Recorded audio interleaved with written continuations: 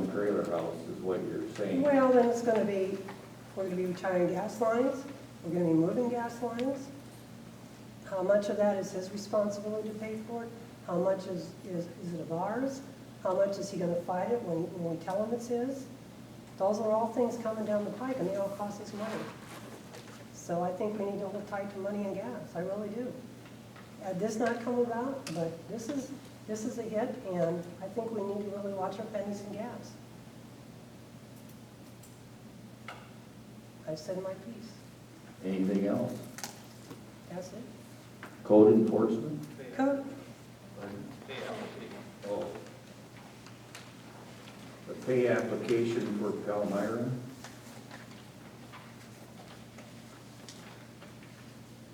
Is there a motion for the payment? Motion to pay. Johnny. Second. Any discussion? So Jesse, this 5% right here, this 146, that's where you said it's more than enough to cover the additional engineering costs or whatever. That's, yeah, that, there's a dollar value for liquidated damages that's accruing every day. Right now, I don't have a specific dollar amount, but it's less than that. So there's a little bit of fluff there. We still have the contract open to cover that liquidated damages. Any other discussion? All those in favor? Aye. Opposed, same sign, motion carried. And now to code enforcement. 100 Southwest Avenue continues to be a problem again. We have a number of neighbors complaining about the way it looks. Most recent letter was sent in regards to a number of inoperable vehicles in the driveway. Some are missing doors, windows. One of the neighbors visited with them and said that some of them are engine glue on a few of them. They clean up one thing, if that. I've sent them letters detailing mattress in yard, stove in backyard where the stove is gone, garbage blowing, tree branch broken off in trees, broken windows in garage, holes in garage, nothing. They did do some mowing today. The backyard's not mowed, but along the highway it was mowed, but there's people coming and going there. There's vehicles. I don't know what works and what doesn't, you know. But we've abated them twice over the years. Last time, I think it was, 2 years ago, and that was $3,000 to clean up the place. And it's heading in that direction again, unfortunately. And at what point do we say, you know, enough is enough and do it again? So I thought did they get the stove out? Because we were giving them that letter about the spring cleanup. Well, I don't see the stove, whether it's been But I thought at the last repositioned to another part of the yard, that I don't know. I thought at the last meeting, we kind of decided that was our last offer, or that last step was that letter, and if it still didn't happen, then we were going to do the abatement. Okay, you can start. I know there's a lot of, I don't know how many cars in the back end, one or two that's being worked on or that doesn't run. There's 4. That I know you can see out your backyard. And then last month, I think there was a sign up that was kind of vulgar, and the sheriff had to go tell him to take it down. I mean, like Ginny said, this is just a constant. I mean, this has been going on for years. Mhm. I mean, the weeds by the garage are taller, I mean, they're past my waist, weeds need to be sprayed, it's like, I don't, every year it's the same thing, it's like, and you know, and then winter comes, and then spring comes again, and we start it over, and I guess I don't know, is it just, we're just gonna keep doing the same thing over and over? It's just very frustrating. I know the last time they did the abatement, they found rats. I don't think anything was ever done with that. You know, and that's a huge health concern. You know, not just for that property, but the neighbors and the whole city as well. So, I think that there's just a lot of things that I guess whatever we can do, We can start the abatement process. Well- This is the file I have on it from 2011. I just think if we, I think what we do is, well, I think we should start the abatement process, but then I also think we should no longer give all these warnings before the next abatement process. I mean, we're going, it's been probably it's been well over a year since the last one, right? 2 years ago, I think 2 they were years. abated. Last year, I think they were quieter.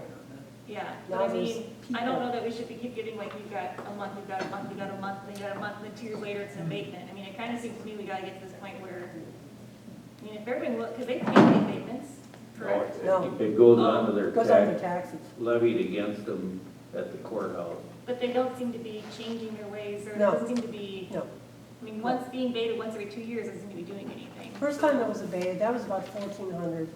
That was for mostly grass and branches. Do we have any sort of policies or rules or guidelines about how often somebody can be abated, or how much time we have to give somebody before an abatement process has started? that you're aware of? Well, the last mayor had said, you write 3 letters, no response, you move forward. And those 3 letters give some sort of time frame. Yeah, they say they have a week.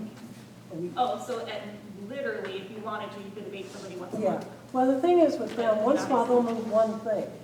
I sent them one letter about mattresses, couch on porch, front porch, for the couch moved. Then I got a glimmer of hope, well, they move the couch, maybe, they're in the process, but then it stops. Or they'll move one thing, then maybe they move the stove, then you think, well, there's hope, they're starting, and then it stops. Or we move the stove and then we have 4 cars that don't work. So I guess- anymore. What's the city total?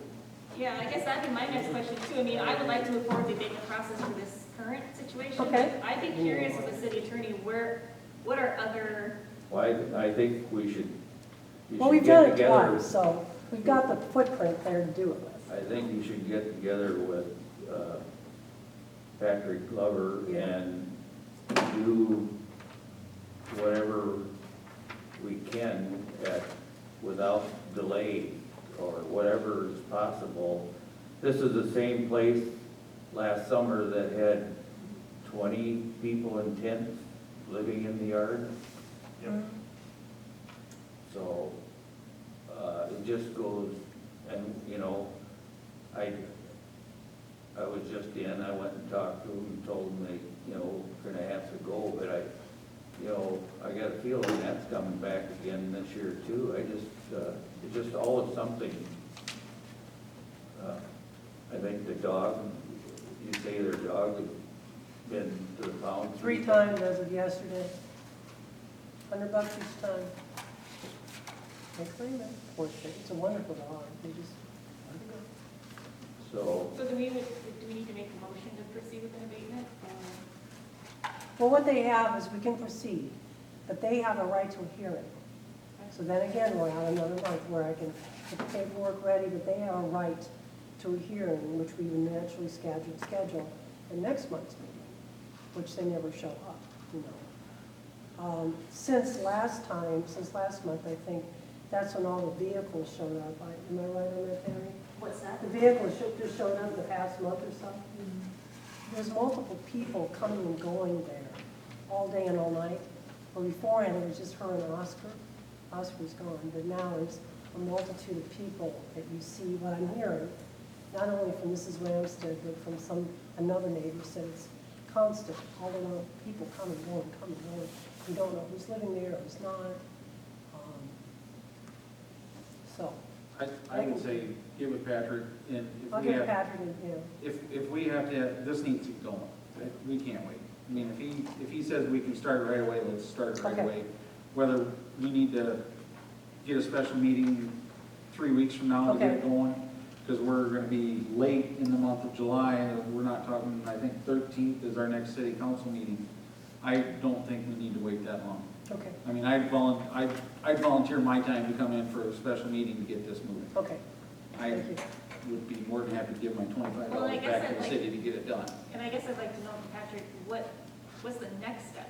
I mean, like you're saying, if you keep abating, and then a year goes by and we're back to square one, I mean, Well, we How clean long- it all up. I don't know if there is I don't know that there is any other choice. If that's our No. only tool in our bucket. because is last time it was abatement, cleaned up pretty well. Yeah, So I mean, I know the right people to call to get in there. This time it might be a little difficult because of the cars. That you might need a record to get in there and pull them out. But beforehand, we weren't removing vehicles. But I know the right people to call to get in there. It's just, and it's scary too. There's all these people over there all the time. I don't want any trouble if we send a crew in and clean it up, and all of a sudden, all these people come out the door at it or something. I don't know. Okay, well, if you can get with Patrick and then maybe we can get a update, Okay, I'll get with him tomorrow. so everybody knows, and if we need to do a special meeting or whatever. I'll do Quicker it. the better. I'll do it. Thank you. Ordinances, resolutions, policy, and motion. First reading of ordinance 263, amending ordinance 246. I need to read it. Yeah, just need to. I gotta find it.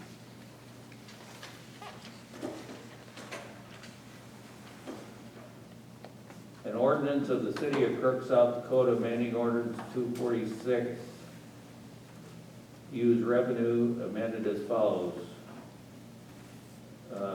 Section 2 may be used for water sewer expansion infrastructure improvements.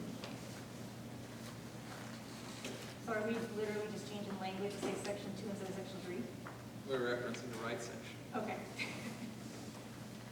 Okay. That's what I thought it meant, but I just wanted to. First reading of ordinance 264, an ordinance regulating the discharge and use of dangerous weapons. And I think Jacob is, maybe you just want to explain. We don't have an ordinance against firearms in town. Seems prudent that we do, that people aren't able to use firearms within city limits. So that's what this ordinance is for. I would like to amend it to state specifically that fireworks are exempt from this in accordance with ordinance 205 and ordinance 73.